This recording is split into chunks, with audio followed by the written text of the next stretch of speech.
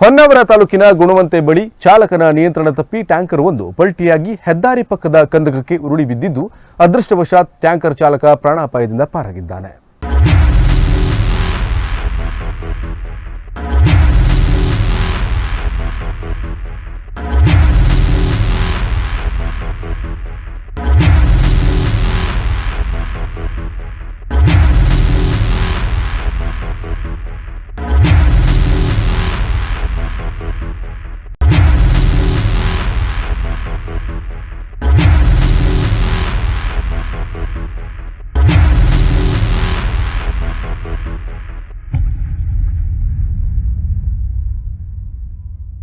ಗುಲ್ಬರ್ಗಾದಿಂದ tanker ಖಾಲಿ ಮಾಡಿಕೊಂಡು ಬರುತ್ತಿದ್ದ ವೇಳೆ ಹೊನ್ನಾವರದ ಗುಣವಂತೆ ಹತ್ತಿರ ಬರುತ್ತಿದ್ದಂತೆ ಚಾಲಕನ ನಿಯಂತ್ರಣ ತಪ್ಪಿದ ಪರಿಣಾಮ ರಾಷ್ಟ್ರೀಯ ಹೆದ್ದಾರಿ ಪಕ್ಕದ ಕಂದಕಕ್ಕೆ ಜಾರಿ ಬಿದ್ದಿದೆ.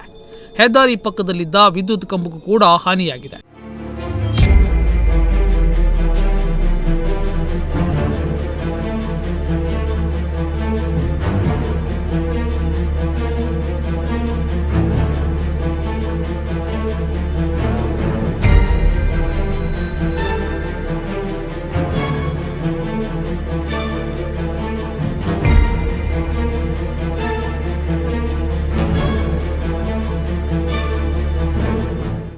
ಬೆಳಗಿನ ಜಾವ 6 ಗಂಟೆ ಸುಮಾರಿಗೆ ಈ ಅವಘಡ ಸಂಭವಿಸಿದ್ದು, ವಿಪರೀತ ಮಳೆಯಿದ್ದ ಕಾರಣ ರಸ್ತೆ ಸರಿಯಾಗಿ ಕಾಣದ್ದರಿಂದ ಮತ್ತು ರಾಷ್ಟ್ರೀಯ ಹೆದ್ದಾರಿಯ ಅಕ್ಕಪಕ್ಕದಲ್ಲಿ ಹಾಕಬೇಕಿದ್ದ ತಡೆಗೋಡೆಯನ್ನು ಕೂಡ ಅರ್ಧಕ್ಕೆ ಹಾಕಿದ್ದು ಈ ಅಪಘಾತಕ್ಕೆ ಕಾರಣವಾಗಿದೆ.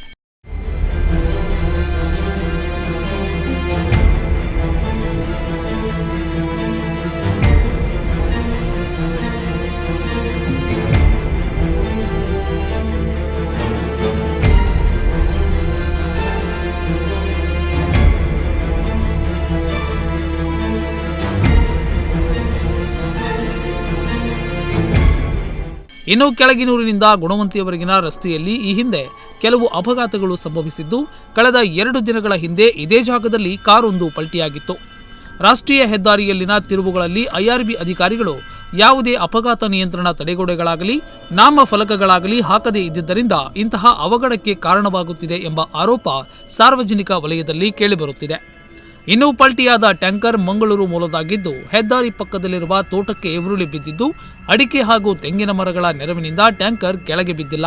ಜೊತೆಗೆ ಪಕ್ಕದಲ್ಲೇ ಒಂದು ಮನೆ ಇದ್ದು ಟ್ಯಾಂಕರ್ ಪಲ್ಟಿಯಾಗಿದ್ದನ್ನ ಕಂಡು ಮನೆಯವರು ಕೂಡ ಆತಂಕಗೊಂಡಿದ್ದಾರೆ.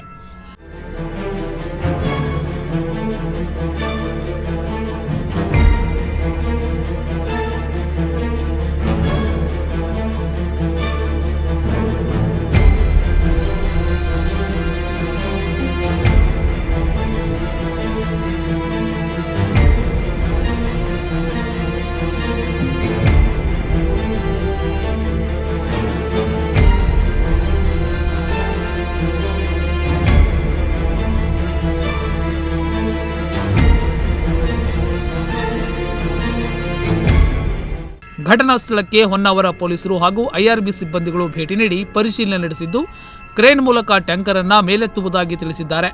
ಒಟ್ನಲ್ಲಿ ಐಆರ್ಬಿಯ ಅವೈಜ್ಞಾನಿಕ ಕಾಮಗಾರಿಗಳಿಗೆ ಉತ್ತರ ಕನ್ನಡ ಜಿಲ್ಲೆಯಾದ್ಯಂತ ಸಾಕಷ್ಟು ಅವಘಡಗಳು ಸಂಭವಿಸುತ್ತಿದ್ದು, ಇನ್ನಾದರೂ ಸಂಬಂಧಪಟ್ಟ ಇಲಾಖೆಯ ಅಧಿಕಾರಿಗಳು ಇದರ ಬಗ್ಗೆ ಗಮನಹರಿಸಿ ಸೂಕ್ತ ಕ್ರಮಗಳನ್ನು ಕೈಗೊಂಡು ಅಪಘಾತಗಳಿಗೆ ಬ್ರೇಕ್ ಹಾಕ್ತಾರಾ ಅನ್ನುವುದನ್ನು ಕಾದು ನೋಡಬೇಕಾಗಿದೆ.